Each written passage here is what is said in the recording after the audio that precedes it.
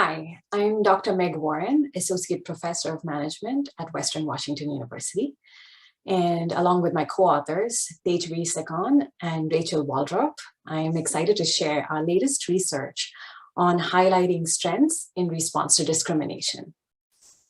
Now, in this paper, we developed and tested an allyship positive psychology intervention.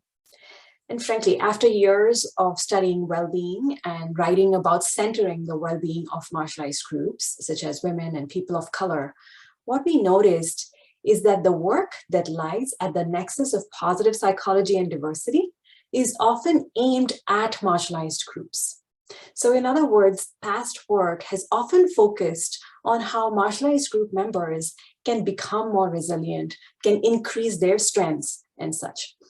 Now, while this is absolutely important, what we found missing from this conversation was how dominant group members can leverage their strengths and their power to support the well-being of marginalized group members.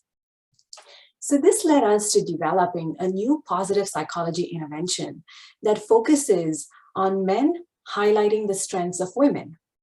And simply what this means is that in the face of a discriminatory episode, such as a sexist remark, in this intervention, the male leader would step in and intervene and pivot the conversation by highlighting her strengths instead. And our goal was to see how well this might work compared to two very commonly used interventions. One is reiterating policy, and the other is confronting bias. Now, reiterating policy essentially involves a male leader responding to a sexist remark by pointing to the fact that discriminating against women is against the organization's diversity policy. And so the sexist remark is not okay. The other allyship strategy we tested was confronting bias, which is one of the most commonly used allyship strategies and is widely tested and studied in social psychological research. And in this strategy, a male leader would call out the content of the sexist remark and say something to the effect that what you said was a little sexist, don't you think? Now, from our previous qualitative research, we had found that when we asked women, what is the most memorable allyship strategy that you have benefited from, they often mentioned a time when a male colleague highlighted their strengths publicly. A male leader reiterating policy or confronting someone did not come up, even though these are the most commonly used in organizations. So in this study, we wanted to empirically test whether there is a difference in how people responded to these three allyship strategies. And what we found was that while any allyship strategy is much better than not doing anything at all, highlighting strengths was the most compelling.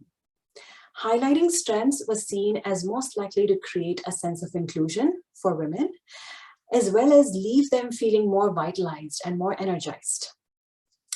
In the second study in our paper, we further unpack what sort of strengths could be highlighted and how these might have differential impacts as well.